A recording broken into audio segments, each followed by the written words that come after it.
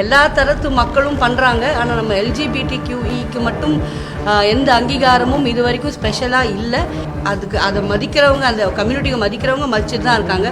But இது இன்னும் வெளியில் வர தான் எல்லாருக்கும் தெரிய ஆரம்பிக்கும். அது யாரால் முடியும்னா உங்களால் மாத்திரமே இது சாத்தியம்.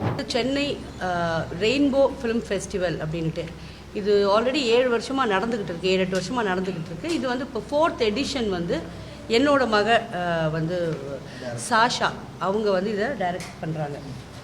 அண்ட் இதில் கிட்டத்தட்ட எல்லா நாடுகளில் இருந்தும் ஒரு 2000 படம் இவங்கக்கிட்ட வந்திருக்கு.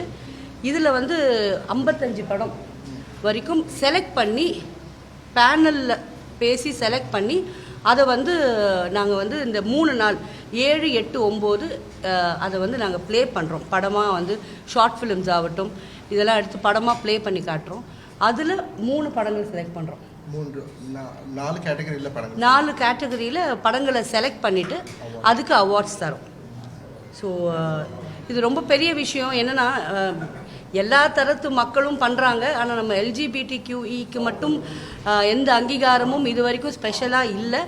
இந்த வருஷம் இதை அஃப்கோர்ஸ் அதை மதிக்கிறவங்க, அந்த கம்யூனிட்டியை மதிக்கிறவங்க மதிச்சுட்டு தான் இருக்காங்க. பட் இது இன்னும் வெளியில் வர தான் எல்லாருக்கும் தெரிய ஆரம்பிக்கும். அது யாரால் முடியும்னா உங்களால் மாத்திரமே இது சாத்தியம். தேங்க்யூ.